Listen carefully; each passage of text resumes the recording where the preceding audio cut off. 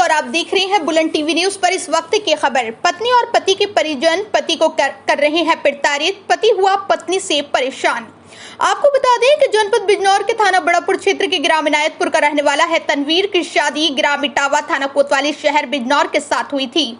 तनवीर की पत्नी उमा शादी से कुछ दिन बाद से ही तनवीर के साथ गाली गलौज और लड़ाई झगड़ा करना शुरू कर दी थी तथा शादी से ही तनवीर की पत्नी तनवीर पर तरह तरह के आरोप लगाती थी और झूठे मुकदमे में फंसाने की धमकी देती रहती थी। बता दें कि तनवीर ने जानकारी देते हुए बताया कि तनवीर की 2 बेटियां भी हैं तथा तनवीर की पत्नी अपने दोनों बेटियों को तनवीर के पास छोड़कर और लड़ाई झगड़ा करके अपने घर पर चली जाती थी, जिससे तनवीर परेशान रहता था। तनवीर ने जानकारी देते हुए बताया कि पत्नी से परेशान आकर तनवीर ने अपनी एक बेटी को अपने रिश्तेदार के यहां पर बेटी का पालन पोषण करने के लिए दे दिया था तथा उसकी बेटी की पानी में डूबकर मौत हो गई थी। बता दें कि तनवीर का कहना है कि तनवीर की बेटी की जब मौत हो गई तो तनवीर की पत्नी उमा और परिजन तनवीर के घर पर पहुंचे और तनवीर पर बेटी को जान से मारने का आरोप लगाया। तनवीर मृत बेटी का पोस्टमार्टम कराने के लिए जिला अस्पताल बिजनौर भेजा गया तो जिला अस्पताल में तनवीर की पत्नी और परिजन भी जिला अस्पताल आए।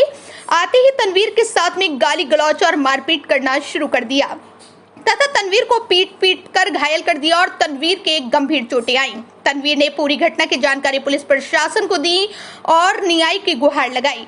तनवीर ने आरोपियों के खिलाफ कानूनी कार्रवाई की मांग की है। और लड़कियों को नहीं रखती थी, दूसरे के चक्कर में हिली हुई थी। दूसरे से मेरे पास सबूत प्रूफ है। वो लड़कियों को छोड़ के कई दफ़े चली गई, 4-5 दफ़े, कभी 1 महीने के लिए, कभी 2 महीने के लिए। और जब वो नहीं रखता था तो फिर थाना बड़ापुर, जिला बिजनौर, तहसील नगीना। क्या मामला है आपके साथ? जी, मेरा मामला ये है, मेरी अब से 4 साल पहले शादी हुई थी।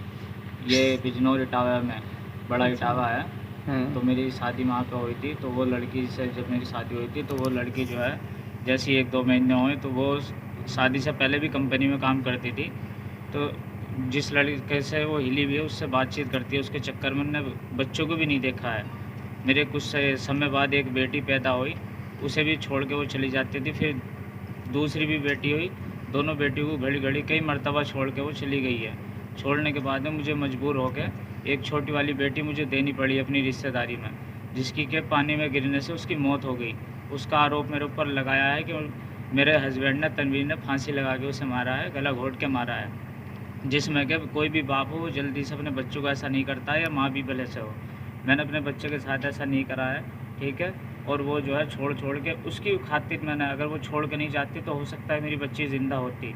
उसकी वजह से भी वो भी खुद भी गुनाह में फंसेगी, वो ये नहीं। और मेरी बच्ची का उसने पोस्टमार्टम करवाया है और मुझे बार जो है वो धमकी देती है। दिल्ली में भी उसने 1 दफ़ा पिटवाया है, 1-2 दफ़े उन्होंने वैसे ही पिटवाया। और अभी भी बिजनौर में जहाँ पे पोस्टमार्टम होता है वहाँ पे भी उन्होंने लड़कों के साथ और ख़ुद ने चारों ने मिल के मारा है, जिसमें कि मेरे खून जमा हुआ है होंठ पे और मेरी नाक में भी और सिर में भी गुम चोट आई हुई है, जिसकी मैंने रिपोर्ट भी कराई है, एक्सरा भी कराया है। मुझे खूब मारा, मेरे मुंह से खून भी आ रहा था। अब आप क्या चाहते हैं? जी, मैं यही चाहता हूँ मेरे साथ इंसाफ हो, बस यही चाहता हूँ। और जो जिस लड़के के लिए वो कर रही है उसका मेरे साथ मेरे फ़ोटो भी है, जिसकी वजह से वो परेशान कर रही है। इसके चक्कर में वो पूरा घर, बच्चों को भी नहीं देखती है, बच्चों को भी छोड़ के चली जाती है और मुझे मारने की धमकी देती है कि तुझे जान से मार दूंगी अगर मैं ये कर पीछा करेगा या मुझे वो करेगा। फैसला मांगती है।